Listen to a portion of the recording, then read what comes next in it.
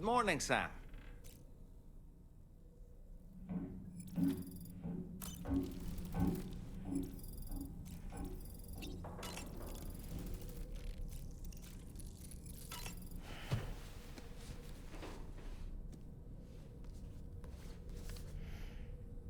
Moby Dick, or The Whale, seems to be one of Tarman's favorite novels. As the name suggests, it's a story about a white sperm whale named Moby Dick. Captain Ahab, one of the main characters, uses a prosthetic leg made of whalebone to replace the one Moby Dick took long ago. He's obsessed with getting revenge against the whale, which he hates with a terrible passion, all while nursing the phantom pain of his lost leg. In the end, Ahab fails to exact vengeance on his foe and is dragged into the sea. His crew's only survivor is Ishmael, the book's narrator. He was rescued after clinging desperately to a coffin-shaped life buoy. That's right, a coffin was his savior. Ironic, isn't it? How you use a thing makes all the difference.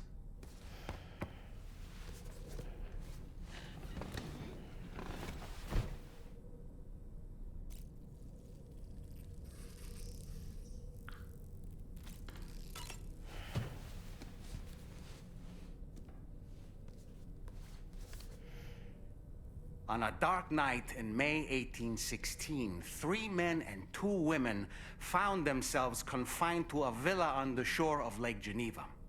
A catastrophic volcanic eruption had wrought havoc on the global climate, and a relentless rain hammered down outside.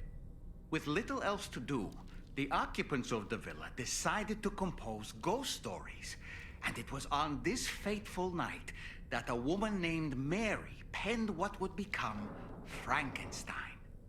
Mary, who was only 18 years of age, had already lived a tumultuous life. She was engaged in an affair with the poet Percy Bysshe Shelley at the time, whom she would later go on to marry. A dramatic retelling of these events was committed to film prior to the Death Stranding. Titled Mary Shelley, it stars Elle Fanning in the lead role. Now, where have I heard that name before?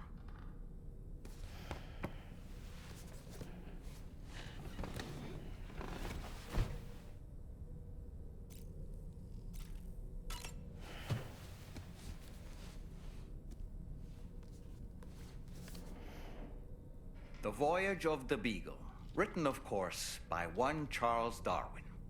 Speaking of which, before the Death Stranding, there was a city in the northern part of Australia called Darwin, named as such after the Beagle made a brief stop there.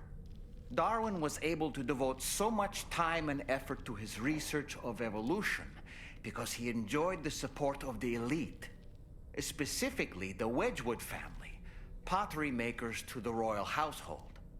In fact, Darwin's maternal grandfather was the founder of Wedgwood.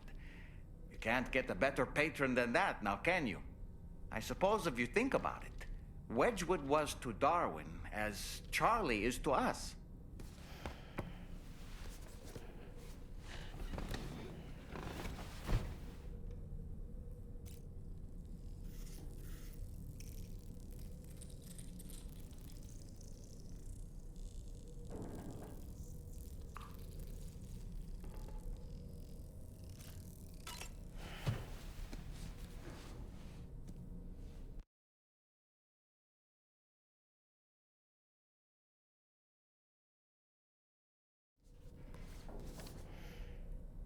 The Pequod is the ship in which Ahab pursues Moby Dick on his quest for vengeance. His crew includes Dutchmen, Frenchmen, Spaniards, Portuguese, Icelanders, as well as shipmates from China and India. Countless other people of myriad origins, too. It is arguably symbolic of the multiracial United States. A gathering of souls that transcends ethnic and national divisions, united in pursuit of a singular goal. I can't help but be reminded of Kojima Productions. Wait, Like, judging by your reaction, you've never heard of Kojima Productions? Sam, you can't be serious.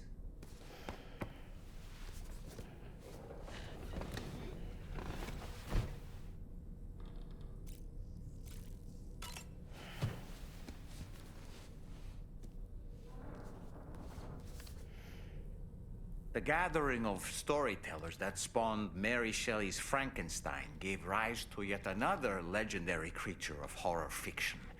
I speak, of course, of the vampire. A physician named Polidori was also in attendance that evening, and he later unveiled his creation in a new novel. As I may have mentioned before, the summer of that year was unusually cold. In Europe alone, 200,000 people are said to have perished as a result. Could it be that a widespread fear that the world might be coming to an end served as inspiration for two classic monsters? I find it a compelling theory.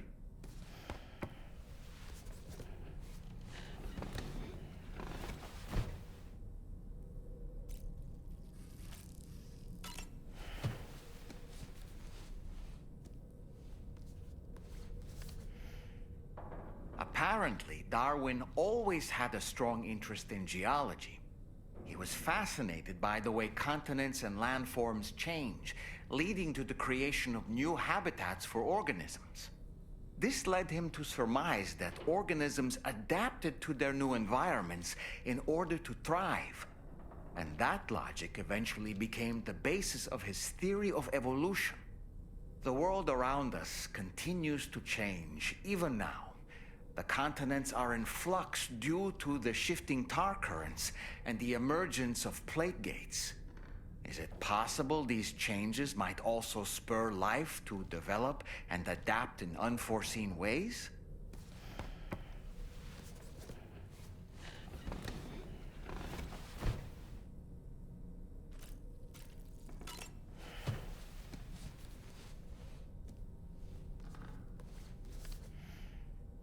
Certain parallels can be drawn between Captain Ahab's pursuit and the Prometheus myth.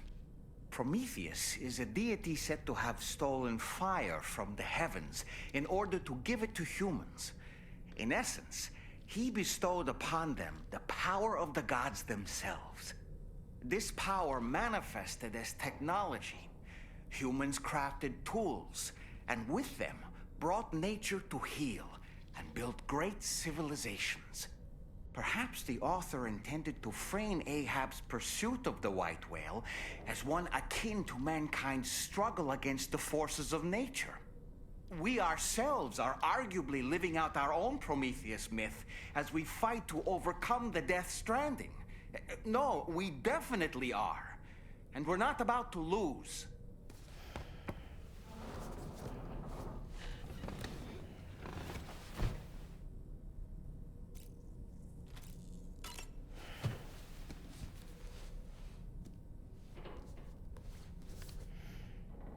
It should be noted that the monster's name is not Frankenstein, nor was it ever given a proper name.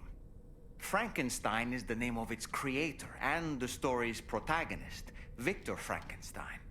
Through its many movie adaptations, the image of the disturbing and unstable patchwork creature has grown ever more vivid. And in the process, the misconception that it was called Frankenstein was born. In the original novel, however, it was an intelligent, human-like being that craved acceptance. A clever, gentle giant cobbled together from others, not unlike our dead man, don't you think? And while he doesn't appear in Shelley's original work, in several movies, Frankenstein is joined by a rather memorable assistant named Igor. Igor and Victor. Now, where have I heard those two names before?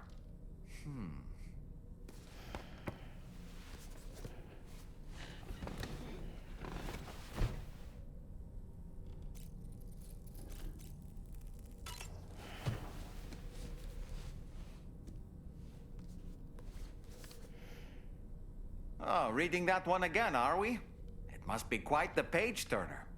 The HMS Beagle, which was instrumental in Darwin's development of his theory of evolution, eventually came to symbolize adventures and explorers of new worlds. Spaceships in science fiction novels would bear the name, as well as actual ships developed in real life.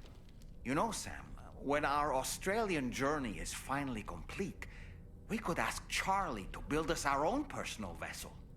Yes, we should. Let's do that. It'll be fun.